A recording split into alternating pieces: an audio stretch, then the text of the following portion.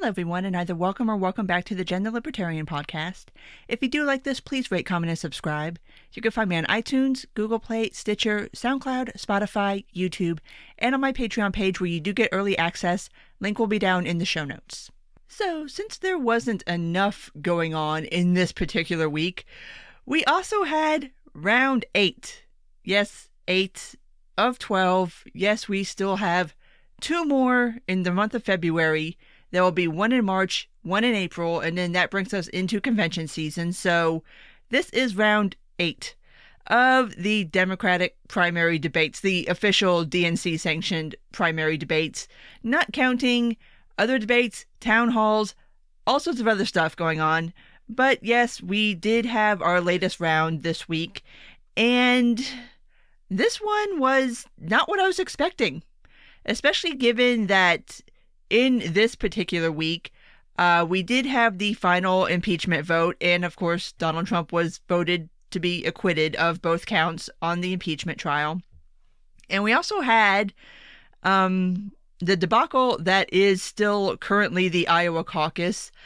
As it stands right now, as of this recording, I do not see where the results have been officially signed off on, sanctioned that this is the winner, but the generally accepted consensus, not going to say that this is accepted by everybody, but right now it looks like Pete Buttigieg has won the Iowa caucus by the very, very, very slimmest of margins. And of course, this is not sitting well with a certain somebody's team, but I'll discuss that more on the weekly roundup. But just to give kind of the backdrop of what is going on just this week leading up to this Democratic debate, there's just been a lot of stuff going on. And I don't know exactly what I expected out of this debate, but it was, in a lot of ways, a lot better than what I was expecting. And the first thing that I am just so thankful for, thank you, debate gods, for taking mercy on us for once, because this debate also, as if everything wasn't bad enough, this debate was on a Friday night. So this was Friday, February 7th, and the debate was originally scheduled to go from 8 to 11 p.m., and thankfully it wrapped at 10:30. So it ended a whole half hour early, and oh my God, just thank you, debate gods.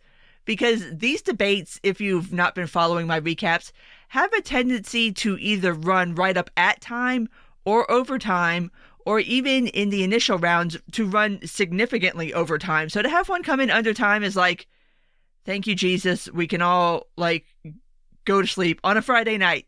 Because this is not how anybody wanted to spend their Friday night. But this is the life some of us have chosen, so here we are. So overall, the tone of this debate was quite different than the ones previous. Everybody came out much more strident and much more passionate, and it was louder. It was very chippy in the beginning. There was some open hostility between the candidates on the stage, and I think part of the tone is obviously coming out of everything that happened in Iowa. And also part of it is that we are now officially in primary season. Primary voting is happening. Obviously, we just had Iowa. New Hampshire is on Monday, I do believe, either Monday or Tuesday. New Hampshire is going to be having their primary.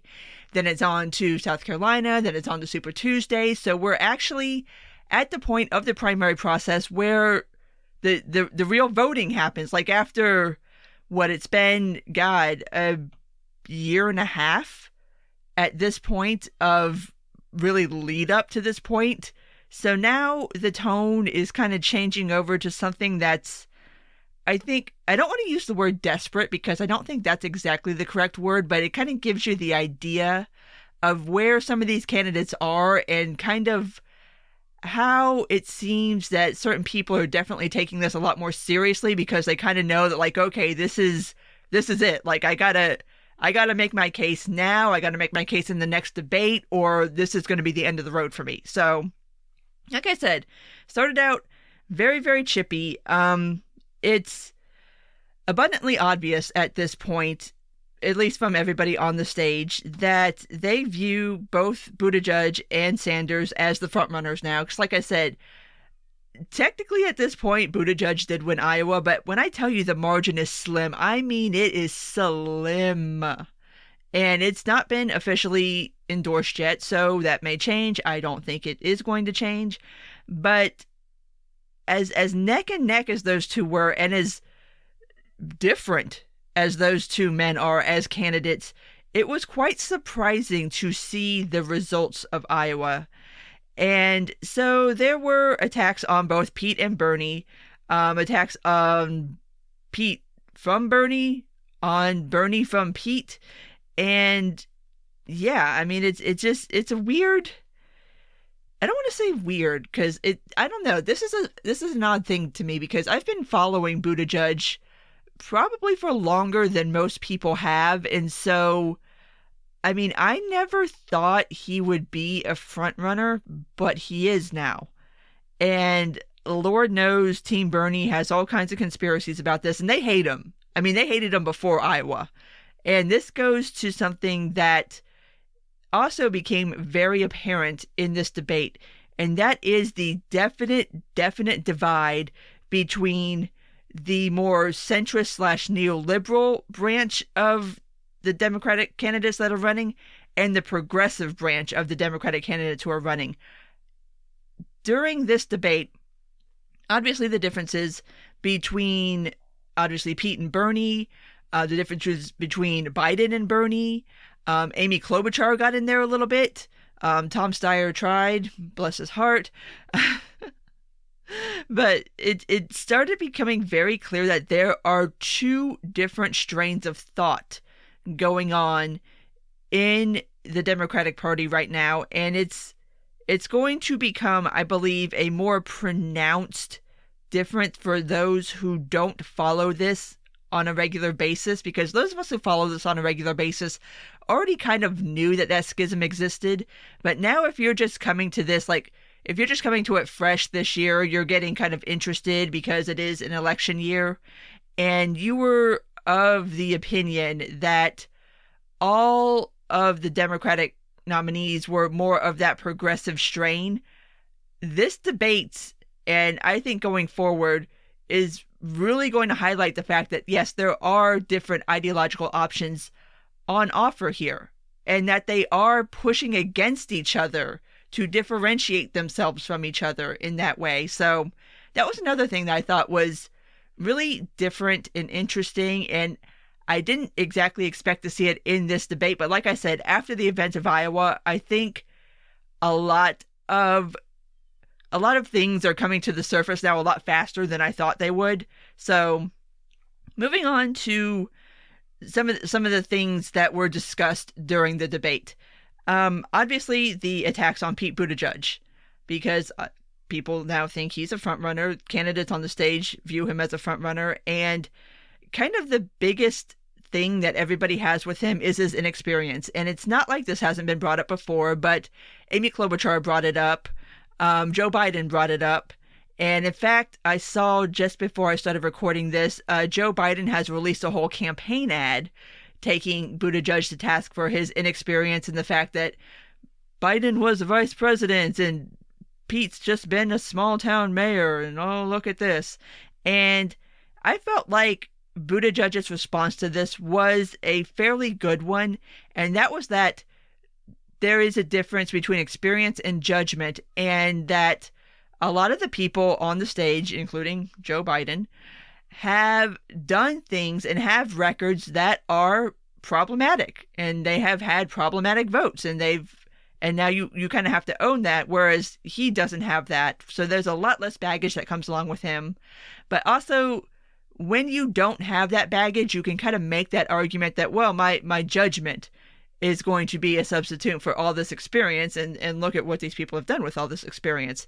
So it was an interesting kind of response to that particular criticism.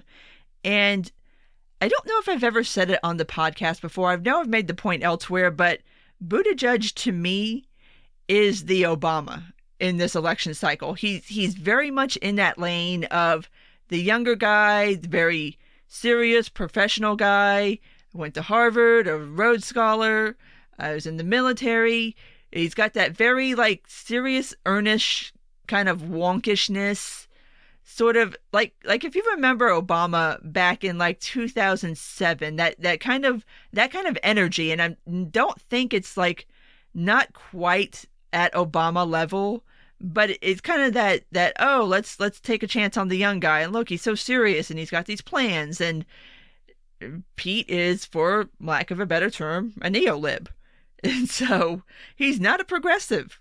And he doesn't have these huge plans to eliminate private insurance or to nationalize anything or to go as far as Sanders or Warren wants to go. I mean, his healthcare plan is Medicare for all who want it, which is basically giving people an option to opt into public health care if they'd want. If not, they can stay with their private health care. He doesn't want to abolish private health care. He doesn't want to force people onto public health care. So, and there's a lot of other things about him, especially as far as trade policy is concerned, where he is definitely much more of a globalist versus sort of a nationalist. That is a contrast to the progressive camp. So I'm interested to see Pete's progression from here and to see kind of, now that he is kind of on that national stage and is considered a front runner, I want to see how many other people kind of catch on to him. Like, I'm very curious to see how this is going to work out. So there was that, obviously. Another thing that I was so thankful for was that we did not have a long, protracted healthcare discussion, which that's not to say that healthcare did not come up at all. I mean, this is a Democratic debate. I mean, Medicare for all is Bernie's signature issue. Clearly, the topic's going to come up. But at least we didn't have another half-hour discussion on healthcare, because it's like, my God, if you don't know at this point where these people stand on healthcare, just go back and listen to any of the other debates. I'm so done with the healthcare discussion. If we never have to discuss it again, I'll be glad. And if it never comes up again in another Democratic debate, I will be so happy. And of course, you can't have anything that touches on healthcare at all, or anything in a Democratic debate now whatsoever, without bringing up the opioid crisis. Because, I mean, and I discussed this when I discussed Trump's State of the Union address too. I will say, at least for the Democrats on the stage, they do actually have policy proposals for how they would deal with the opioid crisis. It is still not my preferred policy position, which my preferred policy position is end the war on drugs, legalize this stuff, and start regulating it so that people don't get drugs that they either don't know what they're getting, or they don't know their dosages, or you end up getting fentanyl, or just all of the different things that go into people having these overdoses. That this could be handled so much easier if all of this was legal.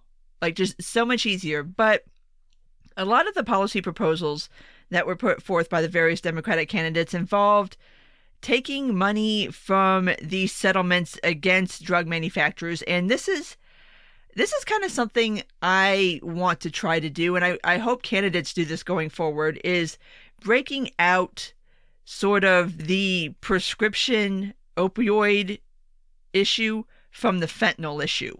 Because they're two separate things. Like, they are tangentially related, obviously, but it's two really different problems that I think need to be tackled somewhat separately.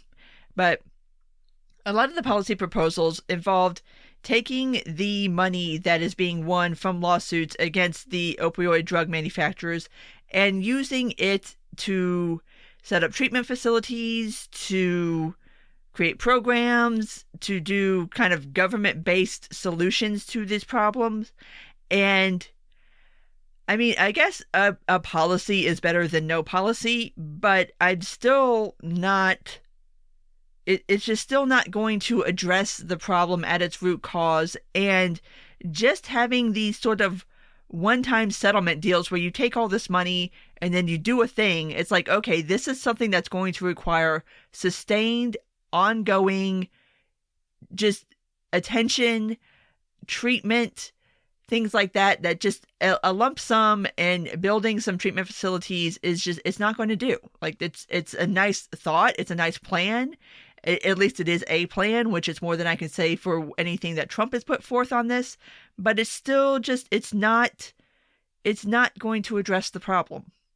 And like I said, I think ending the war on drugs, I think legalizing drugs is the way to start to address these problems and to get them under control.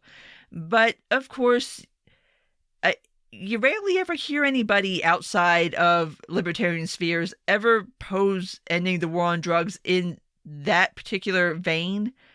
And I've not heard any Democrats do it in that particular vein either. And I hope maybe at some point the light bulb will go on for them. But I just wanted to bring it up because, of course, the opioid crisis comes up. And since it did come up in Trump's State of the Union address, I wanted to compare and contrast both his response to it and the Democrats' response to it. So, moving on to gun control. Okay, I mean, obviously, every Democrat running favors some form of drug or gun control. And probably drug control too, obviously, but gun control.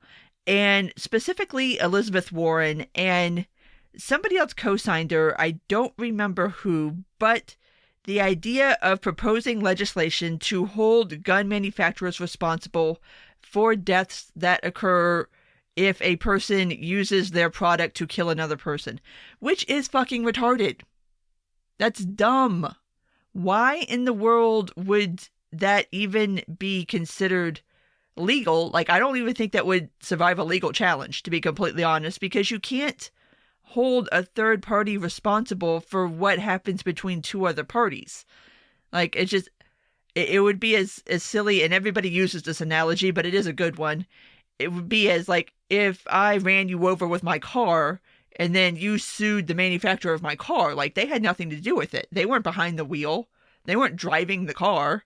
So why would a gun manufacturer be held liable for what somebody did with their product? Like, that's not, there's no control there. They have no control over what that person does. So it's another one of those, and it kind of ties back to these lawsuits against drug companies that have made like Oxy and stuff like that.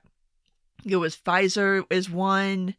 There was a couple of others too, but I feel like there is an aspect of responsibility there that's getting passed off to this third party in the manufacturer that I don't feel like it is entirely correct or fair to do, because a manufacturer makes a product and then it's on the market. That's it. That's the extent of their control. If somebody chooses to abuse their product, or if, like in the case of oxys and stuff like that, if a doctor chooses to prescribe them in a way that is not very conducive to people not getting addicted to them, I mean, there's nothing that a drug manufacturer can do. And to be fair on the drug manufacturer thing, there is some pretty damning evidence out there about drug manufacturers being like, oh, these people they're just taking them, they're eating them like candy, just keep pushing them, keep pushing them, keep pushing them. But I mean, I don't know. That's just a really weird situation. But it's not like there's a corollary here where, say, Glock is like, oh, look, people are killing people with our product, let's keep pushing the product. Like, no, they don't do that. Like, I'm pretty sure Glock doesn't want anybody to kill anybody with their guns, or any gun manufacturer wants anybody to kill anybody with their guns. It's kind of the idea that you don't do that. So I don't think that is a very productive way of handling things. But of course, it's an applause line, because if you don't think about it, then it sounds good in your head. Like, yeah, let's sue the gun makers for what somebody did with the guns. Like, No. Well, it has nothing to do with them. That's not, no. I mean, unless you can give some kind of direct evidence that a gun manufacturer told somebody, it's like, hey, buy our guns and go on a mass shooting. It doesn't make any sense. But moving on to what I think ended up being the most controversial part of the evening, and I kind of didn't see this coming because it started out benign enough. And that was with a question on Supreme Court justices. And it started out in the point of pointing out how many federal judges and Supreme Court judges that Trump has appointed already. And kind of the idea of if you being one of the Democratic candidates was a president, would you have a litmus test for your Supreme Court nominees? Which is in and of itself is kind of a dumb question because, of course, every president does. Every president has their litmus test for their Supreme Court nominees. Like, let's not kid ourselves here. Nobody's not biased when they do this. But this turned into a Roe v. Wade conversation. And all of a sudden, the question kind of twisted from being, would you have a litmus test, to would Roe v. Wade be your litmus test? And everybody on the stage who actually got a chance to answer the question agreed that yes, Roe v. Wade would be their litmus test. And many of the people on the stage advocated the idea that Congress should take up the issue of Roe v. Wade and legislate abortion rights. I say that is controversial. I personally think that that is the correct path. I feel like the whole reason Roe v. Wade happened is because Congress kind of kicked their job over to the judicial branch instead of actually legislating on it. So yes, if Congress were to take up the issue of abortion rights, I do feel like that is the correct branch of government to do it. I do feel like if you want something to be the law of the land, you need to make it a law, which means it needs to go through Congress, it needs to go through the legislative branch, it needs to go through that whole process of becoming a law. So while I do support that path, obviously everybody on the stage would like it to be that obviously the right to have an abortion is codified by law. Whether you agree with that or not, that is up to you. But it ended up being this very controversial, sort of weird. I don't know if the moderators planned for it to go there, but it kind of went there and then they went with it. But just the idea that everybody on stage seemed to be cool with the idea of not only making Roe v. Wade the litmus test for their Supreme Court nominees, but that also Congress should take the issue up, I thought went a bit further than I've heard anybody go in any of the debates. So that was interesting. I did not see that coming. But moving on from that, Citizens United did come up, and Elizabeth Warren proposed a constitutional amendment to overturn Citizens United. I'm beginning to wonder if whenever somebody who opposes Citizens United even understands what the issue was at hand, what the decision was, and why it was decided the way it was. And brief recap, I've done this before. Basically, Citizens United deals with the idea of people using outside money, private money, to run ads in the lead up to an election that are particularly favorable to one person or another. And it was ruled constitutional on 1A grounds because corporations are considered people the same way you and I are considered people. And so as such, corporations have the same First Amendment rights as individuals do. And so yes, corporations do have the right to run ads and to use their money in political spheres. So, and yeah, that was kind of the second part of Citizens United, was that political speech is speech, and spending campaign funds or donating money to a campaign is considered a form of speech. So, there's that. We already have a constitutional amendment that deals with all those things. It's the first one. So anytime somebody proposes the idea that we need a constitutional amendment to overturn Citizens United, you're proposing a constitutional amendment that's going to be in direct violation of the First Amendment. How exactly are you going to square that circle? Well, the answer is you're not, because I don't see any way that, I mean, first of all, getting a constitutional amendment for anything is just so far beyond anything that is even remotely possible right now in our current environment. Second off, I mean, it's going to be shot down on 1A grounds because, like I said, it's going to be in direct violation of the First Amendment. So, I mean, it's just, it's one of those things that sounds good in people's heads when they hear it and they say it, but then when you stop and think about it, it's like, okay, there's no way this is going to hold up from a constitutional standpoint. So, but it doesn't stop people from saying it because it gets applause. Something that was notably not discussed in this debate and has been noticeably absent from pretty much every single round of these Democratic debates is a discussion on immigration. And I bring it up because, especially in contrast to Trump's State of the Union address, where he did make immigration a big centerpiece part of that speech and is still making immigration a key sort of centerpiece issue of his campaign, the same way he did in 2016, the lack of discussion on immigration is kind of glaring at this point, because to me, especially for those on the stage like Sanders, like Warren, who, honest to God, economically speaking, there's not a lot of difference between them and Trump. So you're going to have to put daylight between yourself, but like one way or the other. And I think immigration would be a really good place, not only for the progressive candidates, but for all Democratic candidates in general, to kind of stake out an opposing claim to where Trump is at, to say, okay, he stands for this and I stand for the opposite of this. But the topic keeps not coming up. And I get that these are debates that are supposed to be for Democratic voters because they are primary debates, but I mean, all politics is national now. And so this non-talking about something that you know is your opponent's key issue, his signature issue, I don't get it. And I mean, I understand that when you're in a debate, you don't really have control over what's discussed. I mean, that's up to the moderators.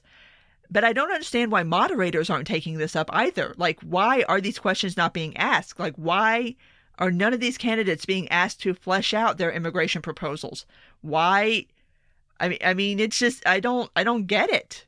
Like, I really don't understand how you don't discuss something that you know is just vital to your opponent. I don't get it. But moving on to my winners and losers, and I actually have, like, usually I just do winners and losers, but this time I'm going to do a middle ground too, because I think we're getting to the point where, I don't know, some things just are what they are, and if you, anyway, the winner, or one of the winners, because I actually have two. I have two from last night. First one, obviously, being Pete Buttigieg. He stood up there. He took it.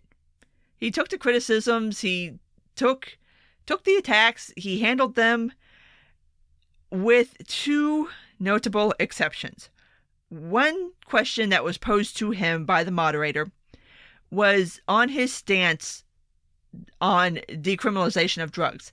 Now, Pete Buttigieg had originally said, and even the moderator pointed out that this was still his stance as of last night on his website, that he was for the decriminalization of all drugs across the board. And he kind of walked that back last night because she asked the question, the moderator, that everybody who asks the decrim question asks, like, okay, do you mean all the drugs? You mean even heroin? And the answer should be yes. Yes, when I said decrim all the drugs, I meant decrim all the damn drugs. All of them. I meant it. But he kind of walked it back and said, okay, well, I never said that. It's like, well, yeah, you did. we remember. Trust me, those of us who were for decrim remember when he said that. But so we kind of walked that back and tried to carve out exceptions. Like, well, not for heroin, and we got to do this, that, and the other. And it's like, damn it, Pete. No, just stand there. Stand in the pocket and say, yes, I am for the decriminalization of all drugs. So I'm wondering if that pivot will remain. I wonder if, I didn't have a chance to go look at his website today, but I wonder if that has changed on his website. The second issue that he had was with the race question. And this is something that people have been attacking Buttigieg on. And that is during his tenure as mayor, he fired the first African-American police chief and also the first African-American fire chief that the city had. And there's been a lot of questions surrounding that. And so he was asked point blank about it, and he kind of dodged the question. That is something that he's going to have to figure out an answer for. I mean, you can't duck the race question for forever. Not in 2020, not in a Democratic primary. It's going to come up. So he really needs to come up with a better answer than what he gave. But aside from that, he came out looking fairly good. Like it's, I don't know, because it's hard for me to kind of judge because I've watched all these. I don't know if anything that goes on in any of these things sways anybody. But, I mean, he did good. He got a lot of airtime. Like noticeably. So maybe that's a little bit of a shift too. We'll see how that works out going in the future. My second winner from this debate was Amy Klobuchar, which this is the first debate that I've seen her on stage where I've not been like, why is she here and how is she here and who likes this woman? It's like she finally showed up. She finally showed us something. Like there was a little bit of spunk there. There's a little bit of fire. She had some good answers. Her closing statement was really, really good. Like I can see her closing statement, provided that she does continue on in this primary, being kind of repackaged as a stump speech, because it kind of had that stump speech feel to it where she's kind of trying to connect with Joe Everyman and saying, like, she told the story about how when FDR died and his body was on the train going across the country, and the crying farmer, and somebody asked, did you know FDR? And the farmer's like, no, but he knew me. And so she kind of pivoted from that to say, like, to kind of make that I know you sort of pitch. Kind of, you know, like the Bill Clinton, I feel your pain. She's like, I know you. And I can see that being repurposed in the future because I think it went over pretty well. The only thing I worry about is this might be too little too late for Amy, especially since camps have kind of already hardened and people have kind of picked their person. I think if she can hang in, if she has the kind of money and the kind of support to do it, she might be able to find some footing amongst independents and more centrists. And she was definitely making that play for being kind of part of that centrist wing of the Democratic Party. I mean, that's saying if she can hold in. But like I said, it would have been good to see this Amy a little bit earlier, but she's here now. She had a really good night, and hey, I mean, she's made it this far. She's made it to all of these debates. I still don't know how. I don't know where her base is. I don't see anybody online who's like a Klobuchar stan. But she keeps making the polling requirements. It keeps making the donor requirements. So clearly she has a base. And so, hey, good luck, Amy. I hope you get to stay in. And let's move on to the losers. And my losers, I've only got one. Elizabeth Warren did not have a good night. I mean, it's not that it was like she did anything horribly wrong. She just didn't do anything horribly right either. And there was nothing new coming out of her mouth. It's like if you've heard her in any debate, then you've heard her in this debate. And especially in this particular debate, you really had to stand out to get attention in this debate. Like it was a crowded stage. There was a lot of people, there was a lot of noise, and I don't feel like Liz really held her own. I don't feel like I said, there was nothing new there.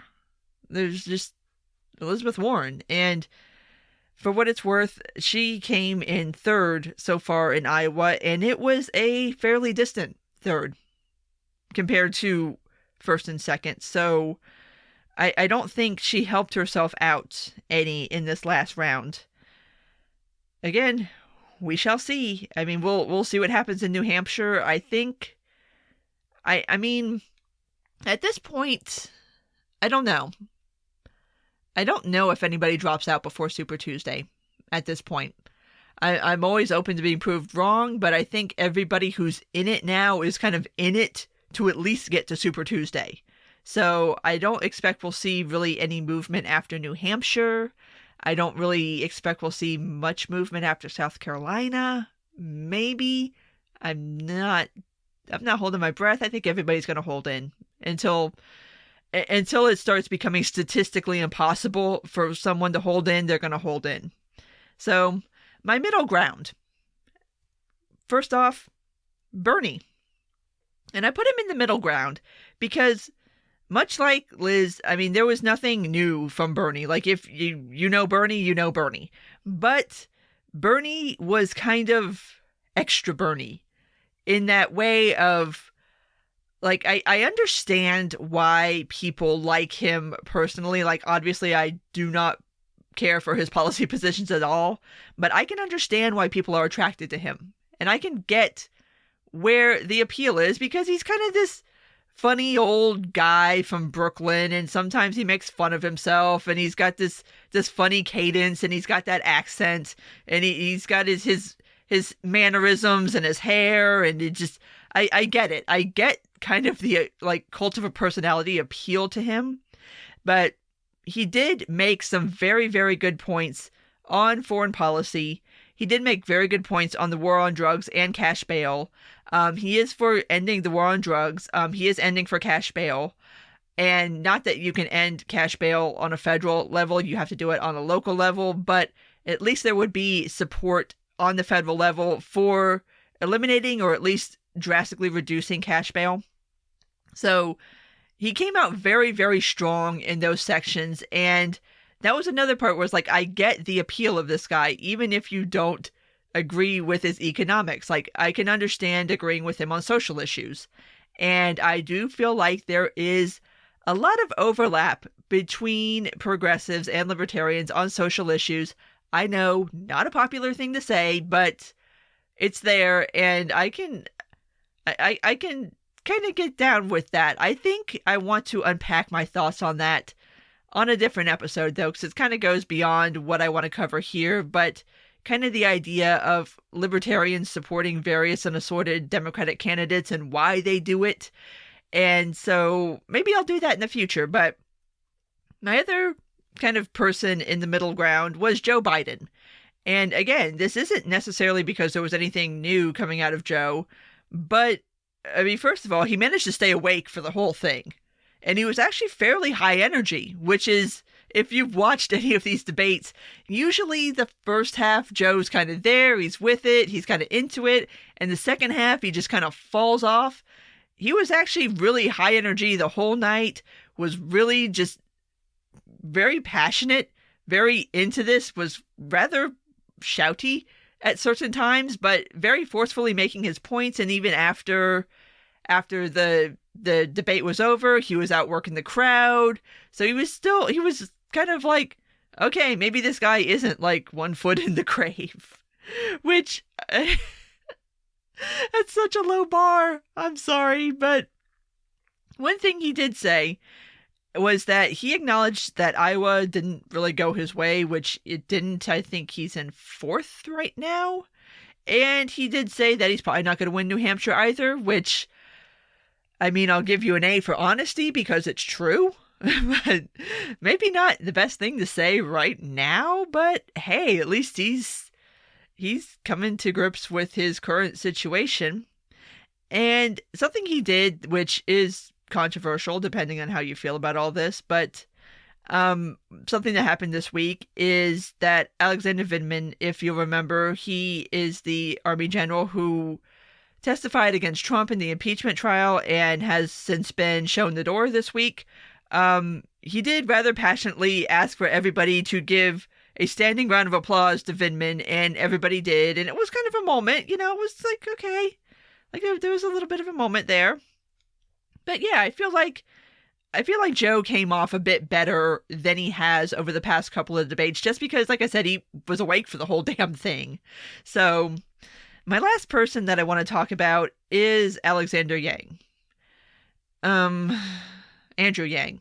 I'm sorry. All the names are getting messed up in my head. Well, he was there, and and I'm sure I've discussed this before, and especially I've also discussed this with Tulsi Gabbard too.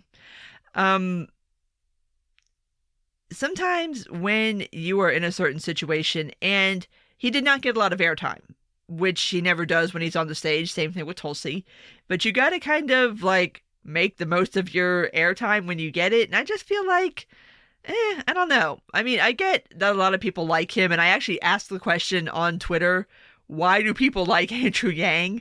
And I've gotten a whole bunch of responses, which is kind of why I want to do a separate episode on the topic of libertarians liking certain candidates and why they like them. But I don't know, like, I've just never gotten the appeal. I mean, he came off okay, like, fine. I mean, it's if you know anything about Yang's feel, then there's nothing really new to discuss here. His closing statement I thought was rather interesting, though, because he kind of made this argument about if people had UBI, then they would have more time to read books or write or do poetry or do art or do what the hell ever. And I made the point on Twitter, and I'm going to make it here, that it's a very Marxist argument, because it's the same argument that Marxists make that, well, if we had communism and people didn't have to worry about making money, then they would have time to do all this other fun, wonderful stuff, and they would just become these wonderful, erudite people who write poetry and like paint paintings and, I don't know, sip coffee in cafes. I don't know what the fuck these people think they're going to do with their free time. I'll tell you what they are going to do with their free time. Sit around on their ass and do nothing. I mean, it's a nice idea that people are just going to become these wonderful, sophisticated, more educated, more thoughtful people. But most people, if they had more free time, are probably just going to sit around doing nothing. I mean, I wish I had more free time, but I mean, I don't.